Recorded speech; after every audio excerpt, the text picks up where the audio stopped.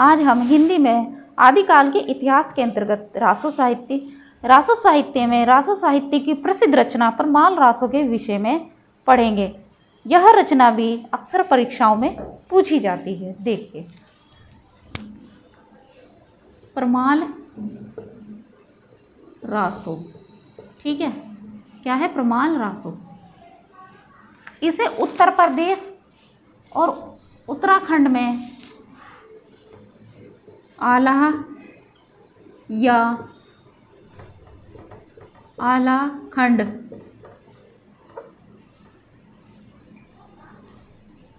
आलाखंड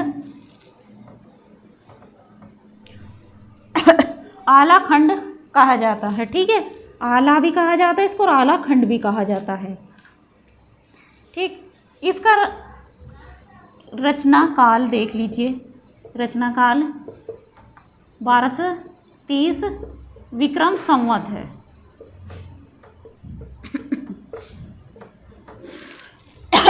इसका रचना काल है जो 1230 विक्रम संवत है, ठीक है। रचनाकार कौन है? रचनाकार है जगनिक, ठीक है। परमाल रासो के रचनाकार कौन है? जगनिक हैं। प्रधान रस इसका क्या है? वीर रस है।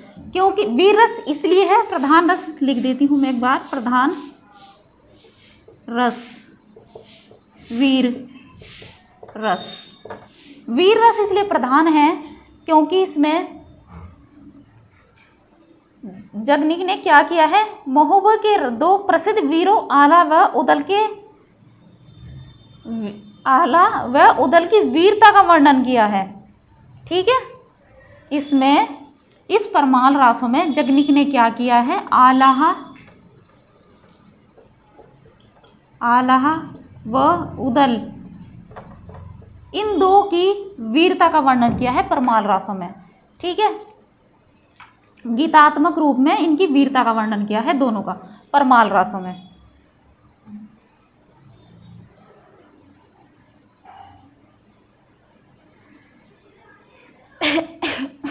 जो जगनिक है, जगनिक ये कौन है? जगनिक, ये जगनिक जो इसके रचनाकार हैं परमाल रासों के, ये कालिंजर के चंदेल वंशी राजा, कालिंजर के ये जो जगनिक कवि हैं ये कालिंजर के चंदेल वंशी राजा प्रमादी देव के दरबारी कवि थे। कालिंजर के चंदेल वंशी राजा प्रमादी देव के दरबारी कवि थे ये जगनिक, ठीक है। आचार्य हजारी प्रसाद द्विवेदी ने परमाल रासों को अर्ध प्रमाणिक ग्रंथ माना है कि अर्ध प्रमाणिक है तो, लेकिन आधि प्रमाणिक है, आधा ही प्रमाण है इसका, ठीक है। इस काव्य के जो गीत हैं ज़्यादातर वर्षा ऋतु में गाए जाते हैं। इस काव्य के जो गीत हैं ज़्यादातर कब गाए जाते हैं? वर्षा ऋतु, जब वर्षा का मौसम होता है तब गाए जाते हैं, ठीक। एक कुछ पंक्तियां हैं मैं बताती हूँ।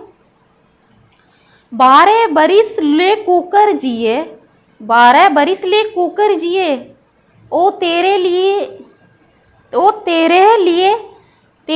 जिए सियार, ओ तेरे ले जिए सियार।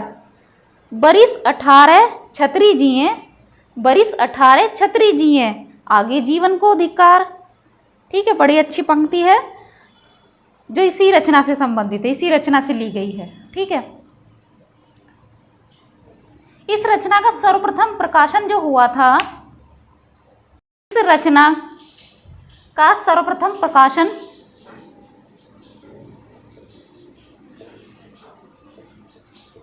प्रकाशन 1865 ईस्वी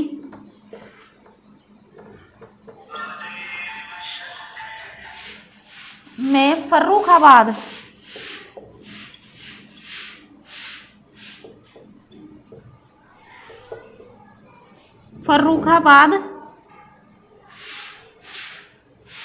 के तत्कालीन जो मतलब उस समय 1865 में जो कलेक्टर थे, कलेक्टर का नाम था चार्ल्स इलियट।